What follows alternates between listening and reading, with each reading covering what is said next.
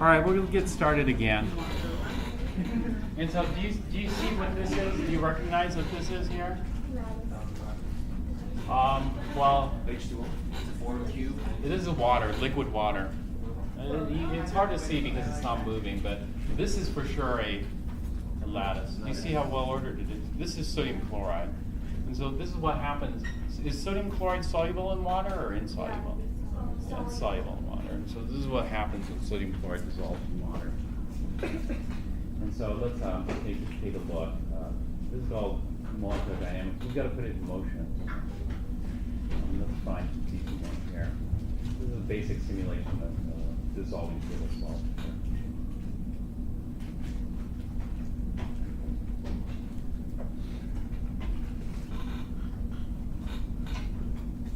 And you can see there's a salt crystal here in the water.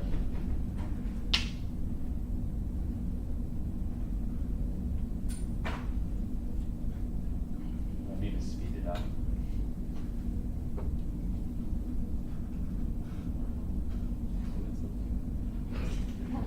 So long. But you can see there, do you see that? Right there, that blue one?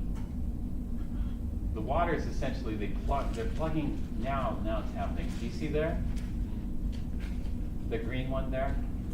What they're doing, the water molecules are plugging off the ions, basically, off the surface of there. And eventually, the whole thing's going to dissolve. But when you look at it, do you form sodium chloride molecules in water, or do you just form the, you see the ions?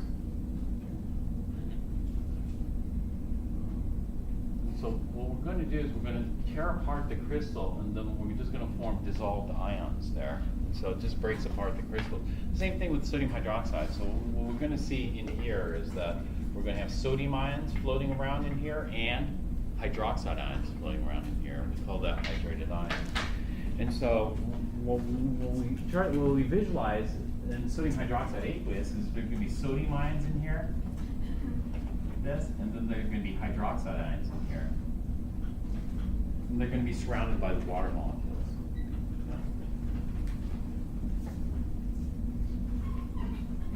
All right.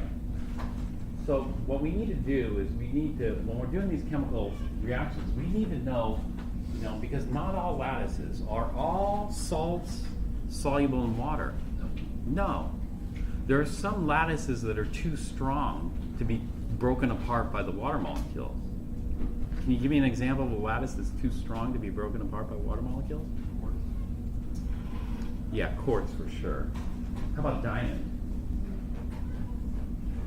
Diamond, but quartz we don't really call salt, quartz we call, it's a bit trickier.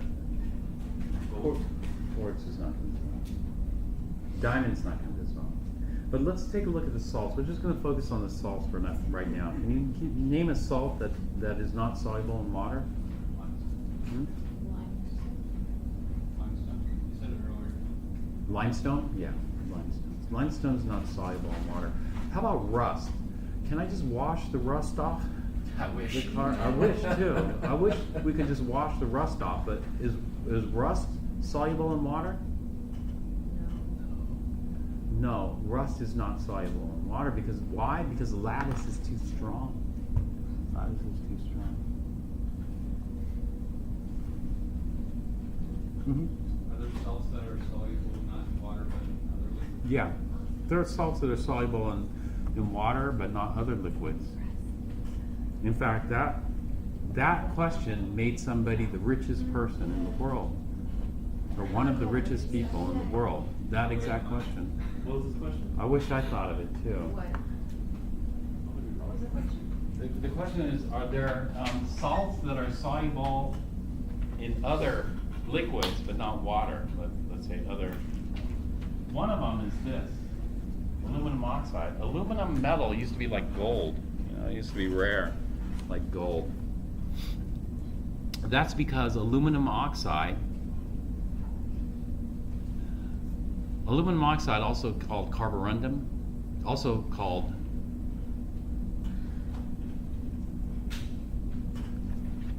alumina. Have you ever heard of alumina? No. Also called a 9 on the Mohs hardness scale. You know, have you heard of the Mohs hardness scale? Yeah. What's a 10 on the Mohs hardness scale? The diamond. Diamond. Alumina is a 9. That means the bonds are really strong. And so this lattice is even stronger than rust. You know? This lattice is very strong. This will not dissolve in water. And so what they wanted to do is they wanted to make aluminum metal. Well, we got aluminum ions, aluminum metals. No. There's lots of this. And this is called bauxite.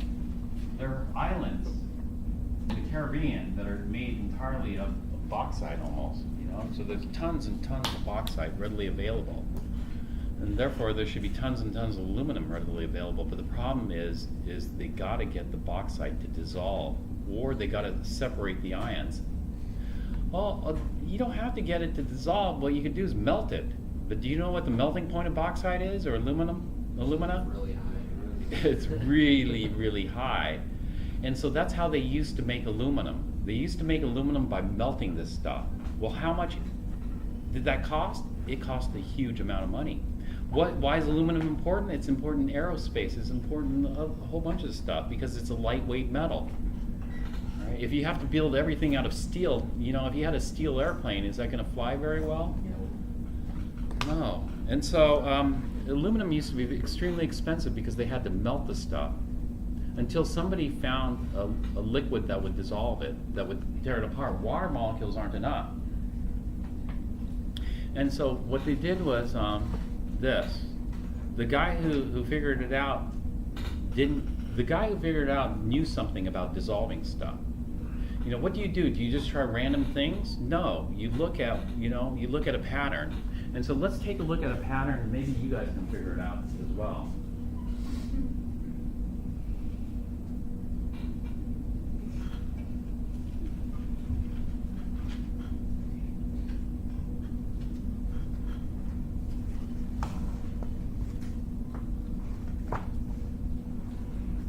All right, this is what we're going to look at here. So basically, you take all that data. There's a huge amount of data about solubility. Where can you find detailed information about solubility?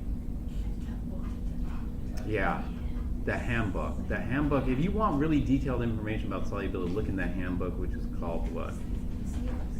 Yeah, CRC handbook. And then, like for example, if this is not detailed enough, then we'll just look at it in the handbook. And so this is just kind of the abridged version, the super simplified version. About and you can see table G1. What do we call it? The simplified solubility rules for common salts in water. And we divide it into 2 subcategories: the ones that are mostly soluble and the ones that are mostly not soluble. And so we just memorize this. The way I memorize this is this: acetate, chlorate. Actually, I don't. I add one more category to this. I recommend you do this too.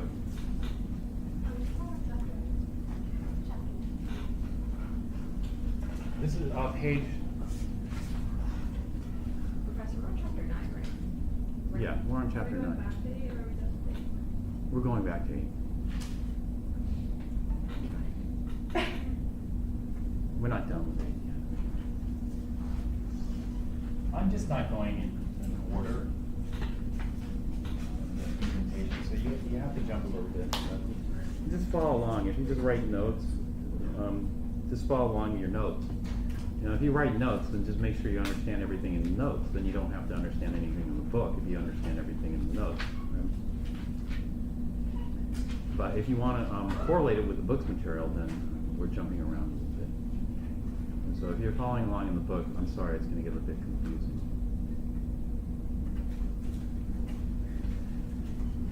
So I'm going to write them down here. So first, if we're looking at a salt, we look at the cation first. And so step 1, check the cation. If we're dealing with group 1 or ammonium, what's group 1? Group 1 is the first column of the periodic table, called the alkali metal. If we're dealing with group 1 or ammonium, then it's soluble. We say all are soluble. So like sodium bromate. Soluble or insoluble? Soluble.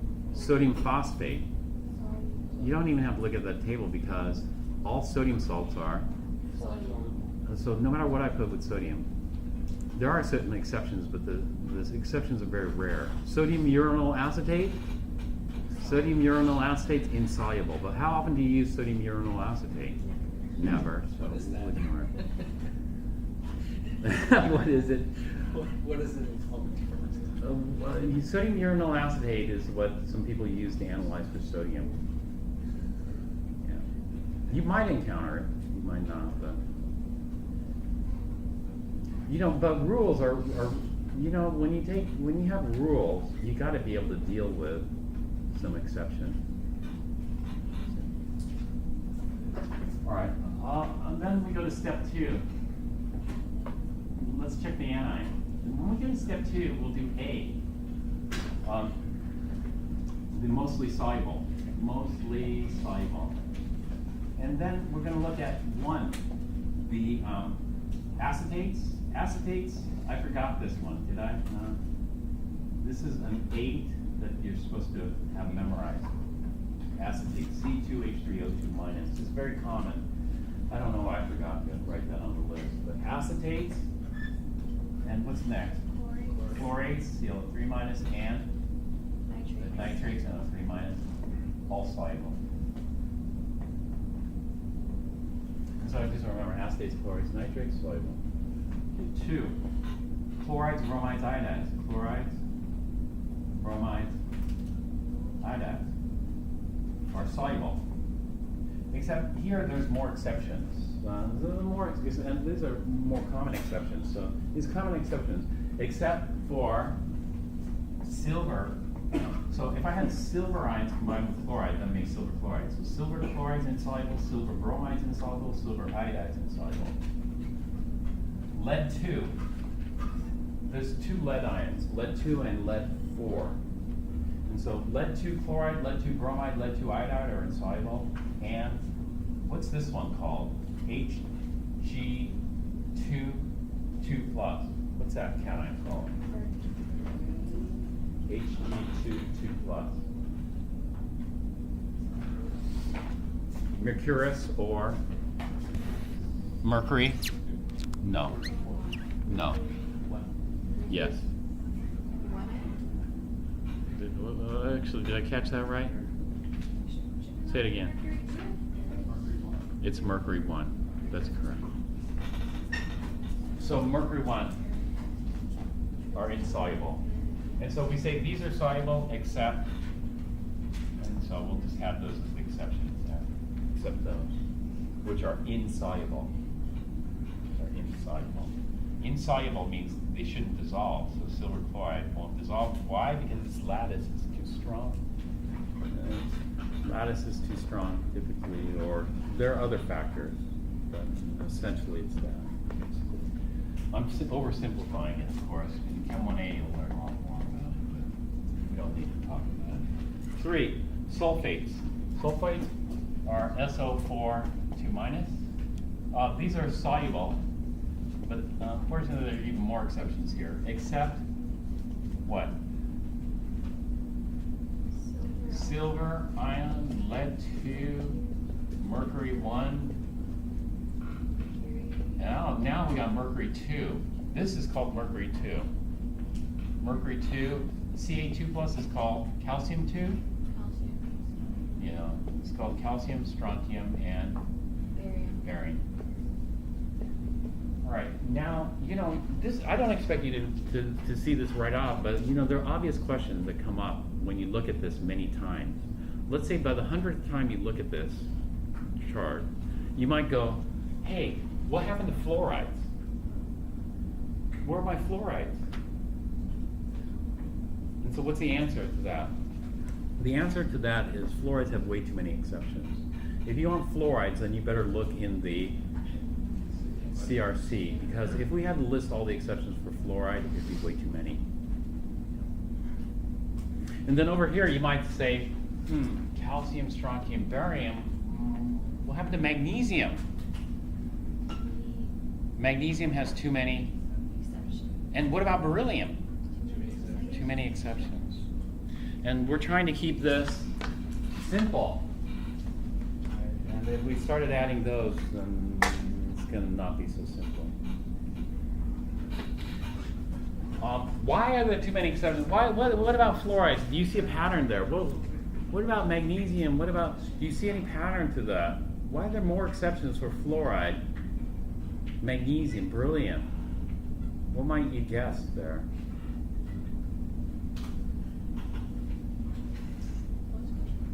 See, these are patterns that you start to think about. Is there some kind of pattern there? Or maybe there's no pattern. Okay, but there's some patterns in here. Maybe you'll see it, maybe you won't. But usually, if you don't see it, then it's because you haven't looked at it enough times. When you look at this and this gets, obviously, okay, we can memorize it, flashcards or whatever else, but it's much better if you see more to it than just rote memorization. So anyway, we're going to mostly insoluble. Or not soluble. So the first one we look at are the hydroxides. Hydroxides are insoluble, except for group 1 and ammonium. But we always look at group 1 and ammonium first, because that saves us time. And so this one, I don't even bother writing down group 1 and ammonium, because we already did that. So a little asterisk there. Usually ignore that. And just say, except for calcium, strontium, and barium. And so we would have hit sodium hydroxide long ago. Sodium hydroxide, aka lye, drain cleaner.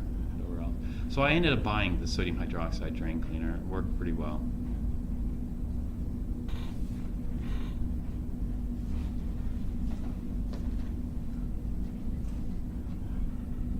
Sulfides. Sulfides, these are insoluble, except, group 1, ammonium, and group 2. Group 2. So here, like magnesium is included here. Magnesium sulfide is soluble, calcium sulfide is soluble, etc. And then 3, the carbonates, chromates, and phosphates. These are insoluble, except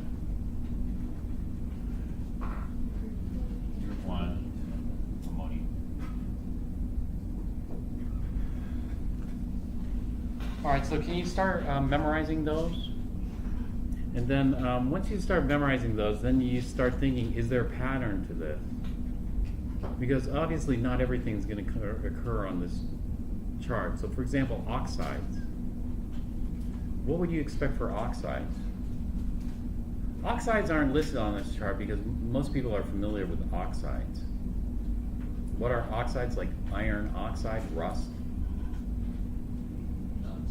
Not soluble. If we could wash off rust, it'd be easy to clean.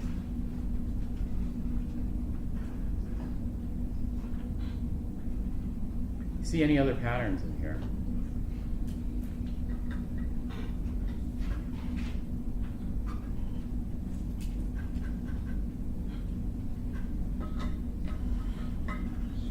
What do you think? What would you think makes a stronger lattice?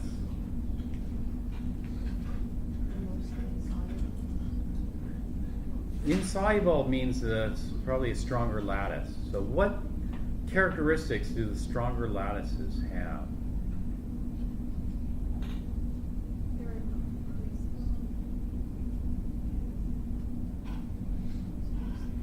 For example, what are the least soluble? Normally when I look at something new, I try to look at the extremes. One side, the most soluble, Okay, so let's look at the most soluble ones, like group 1 and ammonium. So is it the non-metals are just Could be. We'll just keep looking at that. And then we'll look at the least soluble, and what do the least soluble have in common? Are you good at finding patterns? It's hard, right? It's hard to look at and find patterns. This is why you need time. This is why you need to go over things over and over. This is why repetition, all scientists do the same thing. Repetition is huge because otherwise you don't really see it sometimes. It's hard to see. You know, the patterns that epigeneticist guy saw, you know, those weren't so clear because he was going against most of the, you know, he was teaching at Stanford Medical School, and he was saying the stuff he was teaching at Stanford Medical School didn't agree with his observations. He was required to teach the traditional whatever, genetics, but what he was observing in the research laboratory was something different. It's kind of pretty interesting stuff, but now it's kind of accepted, you know, but at the time, I guess it's not. But, you know, sometimes these patterns aren't so easy to see. This is not unique to the natural sciences. It's also social scientists do this. I was watching a TED Talk with this social scientist, and she was saying that the way she looks for patterns is she spreads all the data over her floor, and then she just stares at it, until things come up in her mind, and then this is one of the top 10 TED Talks, I think. I forgot what her name was. You kind of do that with investigative work also. Yeah, it would seem like that. Yeah. Board where they start listing. Yeah. But you would think, yeah, criminal investigations or whatever else you would probably do. And so, you know, but you're never gonna, you know, the thing is can you just cram it in one night and then see it? This is what students try to do. They try to cram it in. This is why they cannot answer questions that don't appear in the homework exactly as is, and don't appear on the in the textbook exactly as is. And then the complaints come up. Oh, this is nothing like the homework. This is nothing like the practice test. This is nothing like the book. Because, you know, they're at that level. They're at the level where they just look at it once and expect to see the pattern. You know. Which is totally unrealistic, I think. And if they expect to get by that way at, you know, maybe at a research laboratory, then they're going to have trouble. But anyway, obviously, you look at this, it looks like a jumble, right? This looks like a jungle of stuff. It's hard to see the pattern, and it is hard to see the pattern. You know, it's just a repetition. But once you start writing it and you get bored of writing it, then you start looking for things. It's not until you get bored of writing it that things start to pop up, because when you start getting bored, then you try to twist things around, you know, in your head. Like if you're doing the same motion over and over, you try to make little variations. Let's say you're working at an assembly plant, you probably want to try different things, you know, speed it up or do this or do that. You know. As you start getting bored of it, and you start looking for new things. It's the same data. But let me just tell you the pattern here. The pattern is this. Group 1, you know, if you look at the positive charges, group 1 has a fixed charge. What is that fixed charge? And ammonium has a fixed charge. What is the charge on ammonium? +1. What about the +2, +3s? +2 would be like magnesium, calcium. What about the +3s? All right, so that's 1. It must mean that the +2s and the +3s are less soluble or more soluble? Less soluble. Less soluble. Okay. Take a look at the least soluble. What's the least soluble here?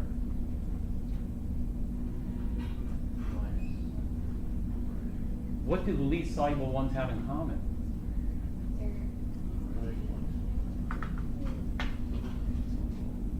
They're, look at it, phosphate is a -3. Chloride is a Fluoride is a, which one is less soluble? Less soluble is fluoride. So you know what this is? This is an example of, at least initially, this is an example of Coulomb's law. Did I talk about Coulomb's law at all? You mentioned that. When we're looking at electrical attractions, there are two factors that influence electrical attractions. Because in order to hold the ions together, they have to be attracted to each other. And opposites attract or repel? Opposites attract. Now, it's not just that. Okay, of course, opposites attract, but what about the strength of attraction? Is there a difference in the strength of attraction? Yes, there is. And so, if we look at Coulomb's law tells us a little bit about that, because the force is going to be proportional to the what we call the charge on species A and the charge on species B, where Z is the charge. And so the charge on whatever A is and the charge on whatever B is. And so the bigger the charge, the bigger the force or the smaller the force? Bigger. Bigger the force. Yeah, the bigger the charge, the bigger the force, because they're directly proportional to each other. And then this is going to be divided by the distance between the center of the charges squared. So this is the distance between the charge centers.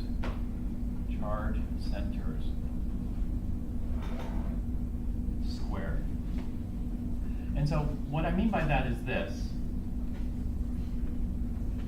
This would be the distance here. This would be the D. And so let's look at this. When I have a bigger ion, the distance is larger than a smaller one. So if I make this one B, let's call this A, we'll call this B. If I make B bigger, I'm going to spread out the distance, which is going to mean that the force is going to get weaker. The force gets weaker. And so in other words, it's this. The higher the charge, the stronger the traction. The farther apart, the weaker the traction. Well, they aren't really far apart because when you look at both of these are touching.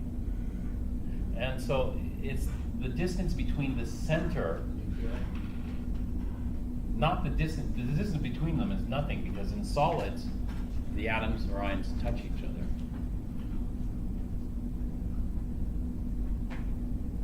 Okay, so basically, the pattern that I see in the solubility chart is this, the strongest lattices are going to be the ones with higher charge and smaller size. So this is why fluoride, is fluoride big or small compared to chloride? Pretty small. Pretty small. So this might be like fluoride, this might be like chloride. Chloride should be bigger.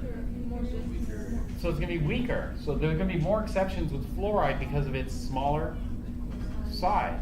What about beryllium and magnesium? Beryllium and magnesium are smaller or bigger than calcium, strontium, barium? Smaller. Beryllium and magnesium are smaller than calcium, strontium, barium. In fact, if we look at the size, maybe we need to visualize the size up here. Let me switch this over to the computer. And what we're going to look at is something called ionic radii.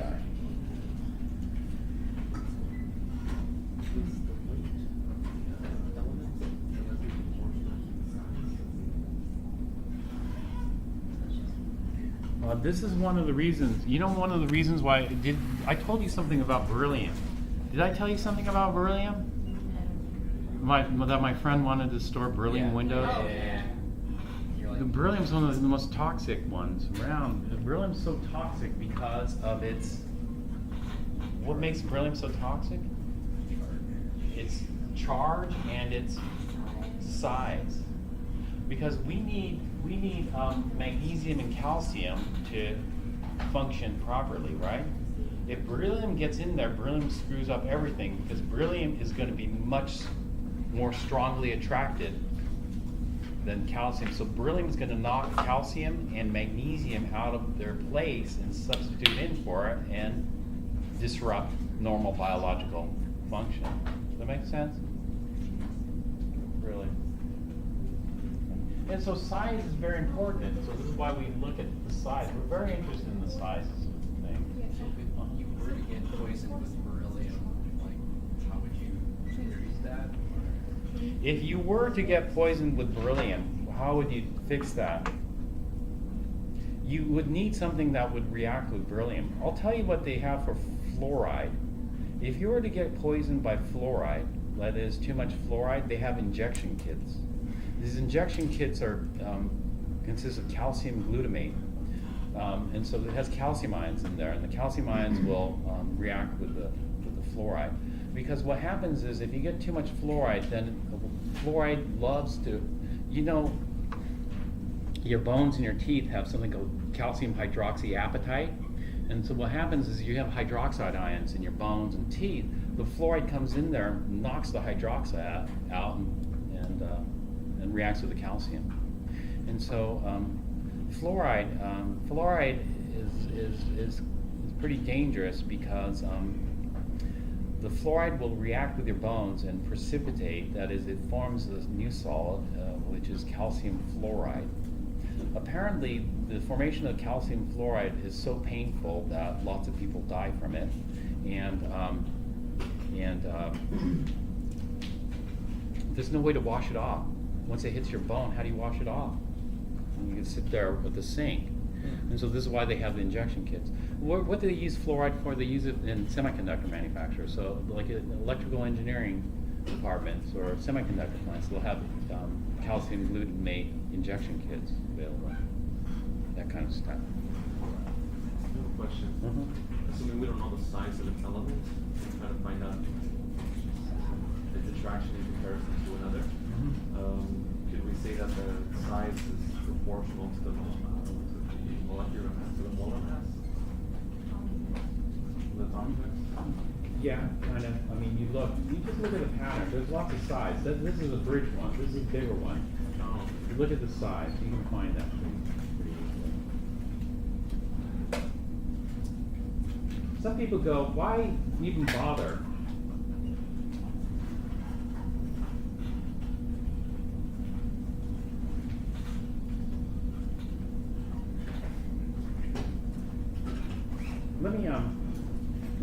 Let me ask you this.